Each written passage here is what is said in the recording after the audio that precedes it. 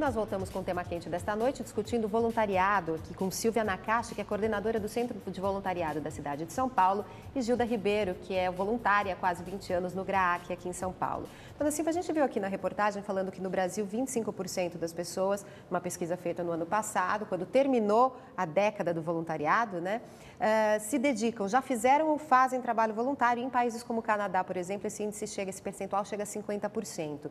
Por que essa diferença toda? O brasileiro é menos interessado, a medição é feita de maneira diferente?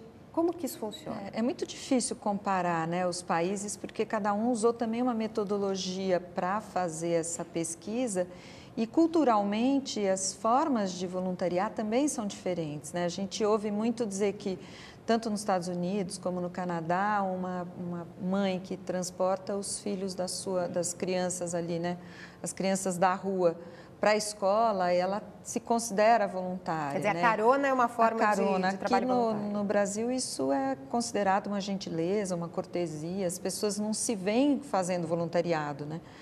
A gente perguntar, tem muitas mães que talvez tenham passado todo o tempo da escola dos seus filhos, aí dos 12, 13 anos de escola dos seus filhos, levando amigos e nunca considerou esse voluntariado. E o que é interessante a gente observar é que o que modificou no Brasil, muito mais do que o aumento dos números, foi o perfil do voluntário. Hoje, o que a gente percebe, e isso também aparece nas entrevistas que vocês fizeram, primeiro, a gente tem mais um equilíbrio maior entre homens e mulheres, né? O voluntariado era muito ligado ao feminino, hoje a gente tem quase que equilibrado, né? 53% de mulheres, 47% de homens. A faixa etária é muito jovem. E numa faixa de produção, que ele fica ali entre 25, 30 até 50 anos, que é uma fase que as pessoas estão trabalhando. E aí a gente viu que dessa população, mais de 50% tem o voluntariado numa rotina, numa frequência definida. Então, as pessoas estão começando a colocar o voluntariado nas suas vidas, como elas colocam um hobby, uma atividade, né, no seu dia a dia. Isso começa a mudar a cultura toda de uma nova geração.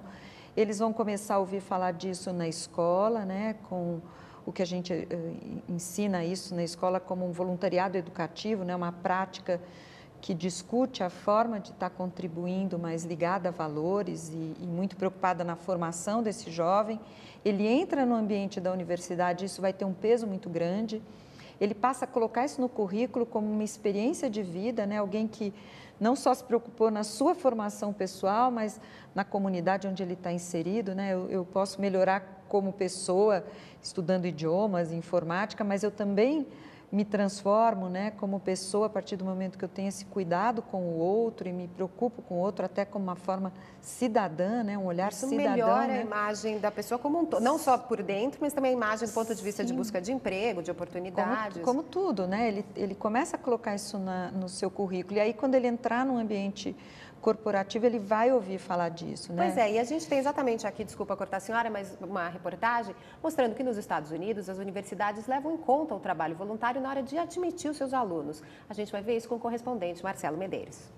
Os casacos tomam conta das mesas. São 500 peças de diversos tamanhos.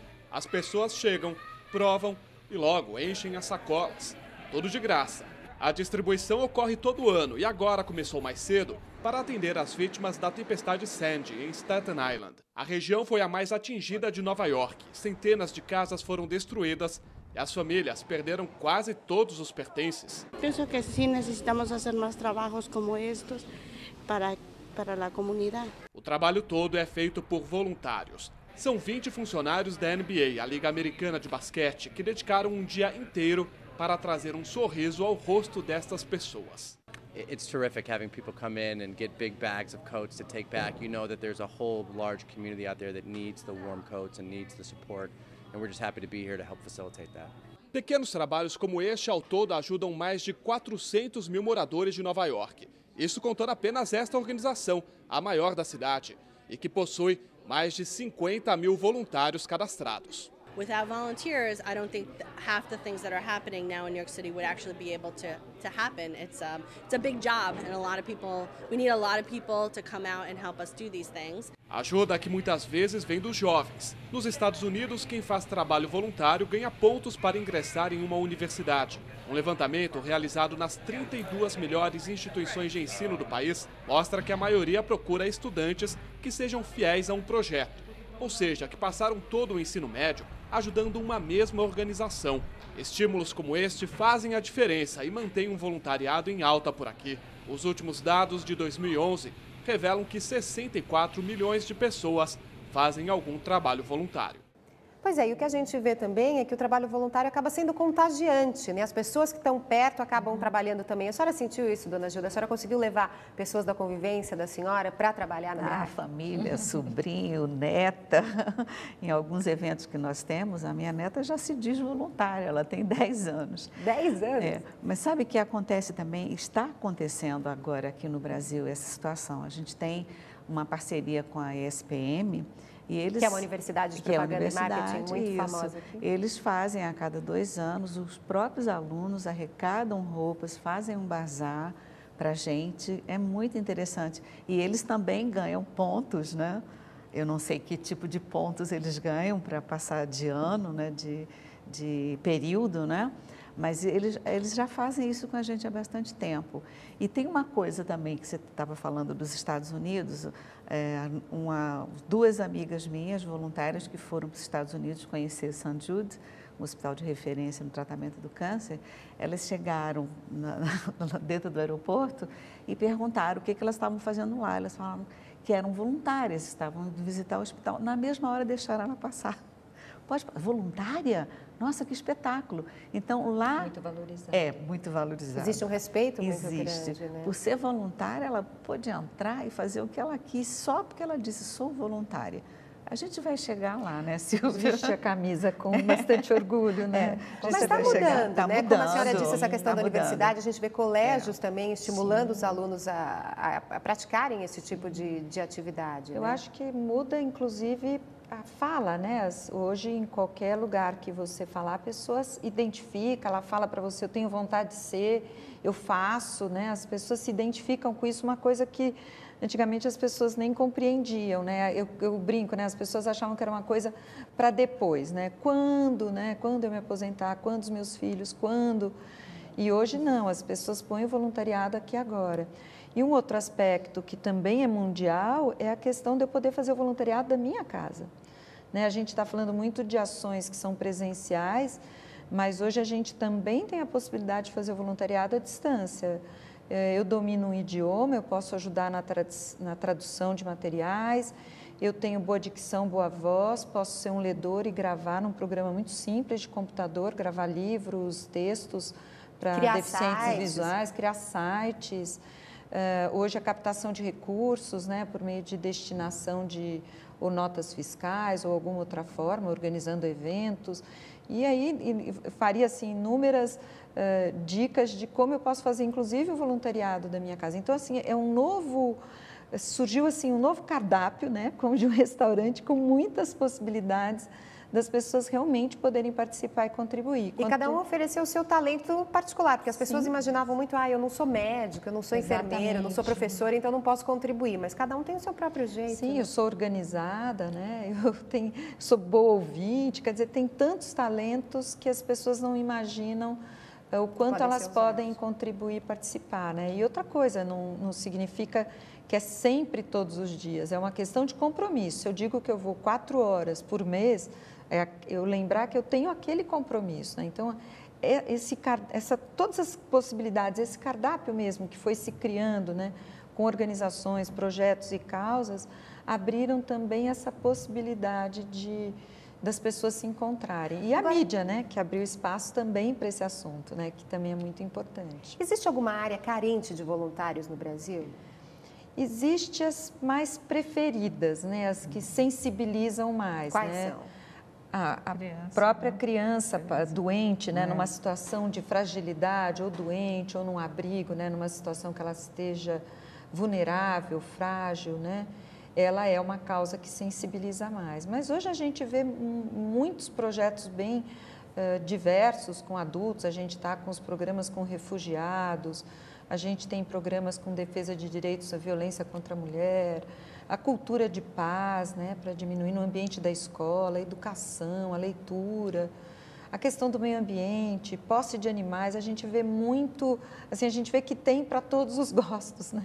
Para tudo que a pessoa olha ali e fala, não, é isso que eu quero fazer, né? Aquela coisa que eu falei que tem que ter aquele, né, brilho no olho. Aquela assim, paixão ali, a e eu me primeira encontro vista. ali, né? A senhora já tentou fazer algum outro tipo de voluntariado, dona Gilda? Não, o primeiro foi o GRAAC. Eu queria trabalhar com crianças aidéticas, até me inscrevi, mas fiquei 1 ano esperando ser chamada e não fui. E um belo dia apareceu um boleto bancário embaixo da minha porta que era para contribuir para o GRAAC. Eu falei, não, eu vou lá, não vou só contribuir. E lá fiquei e me encontrei, é como ela falou. Me encontrei plenamente, é o que eu queria fazer, é o que eu gosto de fazer, então estou lá. Dona Silvia, por que acontecem coisas como essa que a dona Gilda falou? Ela se candidatou para ser voluntária para trabalhar com crianças com AIDS, depois de 1 ano não havia resposta. Está sobrando em alguns não, aspectos? É falta de gestão mesmo, de organização. É falta de organização para a gestão. Eu acho que a gente cada vez tem que se preocupar mais nisso. Eu falei de um alto nível de satisfação e a gente perguntou para os insatisfeitos, mas por que? A gente queria que fosse 100%, né? E o questionamento é sempre esse, eu não me senti bem reconhecido, eu não me senti bem valorizado, eu não tive o feedback, o retorno, né, do impacto que causei com as horas que eu doei, né? Então, isso é uma preocupação muito grande, que cada um que acolhe e receba esse grupo de voluntários tem essa preocupação, né, de estar atento a essa pessoa e esse ambiente, na verdade, um ambiente de voluntariado é como uma área de RH, de recursos humanos, é gestão de pessoas, né? Então, tudo isso tem que estar sempre muito bem observado, né? Desde a parte do reconhecimento e da valorização, a capacitação, os treinamentos, tanto no GRAAC como em várias outras organizações, algumas que a gente assistiu aí no vídeo, tem a maior preocupação nisso, né? O tempo inteiro em reciclagens, capacitações, treinamentos, atualizações. É isso que mantém essa pessoa com essa energia, né? Então, se o ambiente não é assim, ele não consegue nem fazer esse processo da captação, né? De trazer o voluntário para dentro. Precisa ser profissionalizado também, porque como a gente já falou, é um trabalho. Ele só não é remunerado, mas precisa ter toda uma organização, não é isso, dona Gilda? Às vezes, até quando eu vou preencher alguma ficha que pergunto sua profissão, eu digo, será que eu digo que eu sou voluntária? Eu sinto que é uma profissão, a gente é capacitada, a gente tem um feeling, né, para fazer aquilo que você se determinou a fazer. Então, eu me pergunto, às vezes, será que isso não é a minha profissão agora? Eu fiz direito e tudo, mas não me acho, eu acho que eu sou voluntária mesmo, é a palavra exata. E a senhora lembra de alguma história, dona Gilda, uma coisa marcante nesses quase 20 anos que a senhora pudesse contar para a gente? Tem uma que ficou até famosa, né, Silvia? Com certeza. A minha filha era casada com um inglês, entrou numa videolocadora e viu um filme chamado Garotas do Calendário.